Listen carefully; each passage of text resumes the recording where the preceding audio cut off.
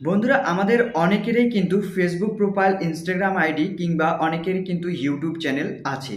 তো বন্ধুরা আমরা সাধারণত কি করি, আমাদের যে ফেসবুক প্রোফাইল বা ইউটিউব চ্যানেলের মধ্যে আমরা আমাদের নিজস্ব ছবিকে প্রোফাইল পিকচার লাগিয়ে রাখি। কিন্তু বন্ধুরা আমরা যদি কিছুটা এই ধরনের লোগোগুলোকে আমরা আমাদের ইউটিউব চ্যানেল কিংবা ফেসবুক পেজের মধ্যে লাগিয়ে রাখি, তাহলে কিন্তু আমাদের ইউটিউব চ্যানেল এবং ফেসবুক পেজটা অনেকটা প্রফেশনালি দেখায় এবং কি অনেক ক্লিয়ার দেখায়। তো আপনারা অনেকেই দেখেছেন যে অনেক বড় বড় যারা ক্রিয়েটার থাকে তারা কিন্তু ঠিক এইরকম ধরনের কিন্তু লোগো তৈরি করে তাদের ফেসবুক প্রোফাইল কিংবা ইউটিউব চ্যানেল লাগিয়ে রাখে। তো আপনারা চাইলেও কিন্তু আজকের পর থেকে আপনাদের ইউটিউব চ্যানেল কিংবা ফেসবুক পেজের মধ্যে এই ধরনের লোগোগুলো বসিয়ে নিতে পারবেন। তো এই ধরনের লোগোগুলো কিভাবে তৈরি করবেন সেই সম্পূর্ণ প্রসেসটি আজকের এই ভিডিওতে আমি আপনাদেরকে দেখিয়ে দেবো। চলুন বেশি কথা না বলে আমি আমার মোবাইল স্ক্রিনে গিয়ে আপনাদেরকে সম্পূর্ণ প্রসেসটি দেখিয়ে দেব। তো বন্ধুরা আমি আমার মোবাইল স্ক্রিনে চলে এসেছি। তো আমি সবার প্রথমে প্লে স্টোর অ্যাপসটিকে ওপেন করে নিচ্ছি। তো আপনারা প্লে স্টোর অ্যাপসটিকে ওপেন করে সার্চ বক্সে চলে যাবেন। সার্চ বক্সে এসে আপনারা সার্চ করবেন ফটো রুম। তো ফটো রুম সার্চ করার পর আপনারা অ্যাপসের লোগোটি দেখে নিন। অ্যাপসের লোগোটি দেখে জাস্ট এই অ্যাপসটিকে আপনারা এখান থেকে ইনস্টল করে নেবেন।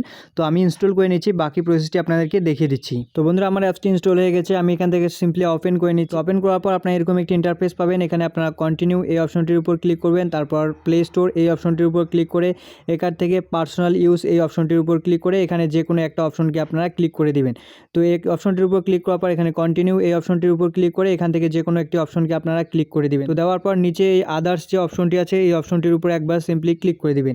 তো ক্লিক করে দেওয়ার পর আপনাদের কাছে এরকম একটি ইন্টারফেস চলে আসবে। এরপর আপনার ব্যাক যে অপশনটি আছে এই অপশনটির উপর একবার ক্লিক করবেন। তো এখান থেকে ব্যাকে আসার পর আপনারা এরকম একটি ইন্টারফেস পেয়ে যাবেন। এখানে দেখুন নিচে লেখা আছে স্টার্ট ফ্রম ফটো, এই অপশনটির উপর ক্লিক করলে আপনাদের গ্যালারিটা ওপেন হয়ে যাবে। তো এখান থেকে আপনারা আপনাদের যে ছবিটাকে দিয়ে লোগো তৈরি করতে চাচ্ছেন সেই ছবিটা এখানে সিলেক্ট করে নেবেন। তো সিলেক্ট করার কিছুক্ষণের মধ্যে কিন্তু ব্যাকগ্রাউন্ডটা রিমুভ হয়ে যাবে। আর ব্যাকগ্রাউন্ডটা রিমুভ হওয়ার পর আপনারা দেখতে পারবেন আপনাদের ছবি দিয়ে কিন্তু লোগো তৈরি হয়ে যাবে। তো লোগোগুলো আপনারা দেখার জন্য সিম্পলি প্রোফাইল পিক নামে এই যে অপশনটি আছে এই অপশনটির উপর একবার ক্লিক করুন। এক ক্লিকের মধ্যেই কিন্তু কত সুন্দর সুন্দর প্রফেশনালভাবে কিন্তু লোগো তৈরি করে দিয়ে দিল। তো এইভাবেই কিন্তু আপনারা আপনাদের ছবি দিয়ে প্রফেশনালভাবে কিন্তু একটি লোগো তৈরি করতে পারেন। তো আপনারা এই লোগোগুলোকে এখন ডাউনলোড করার জন্য আপনারা সিম্পলি এই লোগোটির উপর একবার ক্লিক করবেন। তো লোগোটির উপর ক্লিক করার পর আপনাকে এখানে কিছুক্ষণ অপেক্ষা করতে হবে।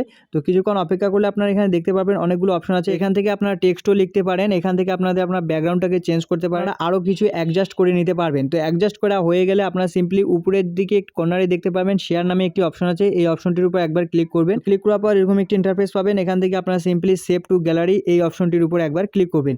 তো এই অপশনটির উপর ক্লিক করার সাথে সাথে কিন্তু এই যে লোগোটি আছে এটা কিন্তু আপনাদের গ্যালারিতে চলে যাবে। আর এটাকে এখন আপনার ফেসবুক, ইউটিউব যে কোনো জায়গায় কিন্তু ব্যবহার করতে পারবেন খুব সহজেই। তো বন্ধুরা আজকের এই ভিডিওটিতে আমি আপনাদেরকে এটাই দেখানোর চেষ্টা করেছি। ভিডিওটি ভালো লাগলে অবশ্যই চ্যানেলটাকে সাবস্ক্রাইব করে ভিডিওটিতে একটি লাইক করে দিবেন।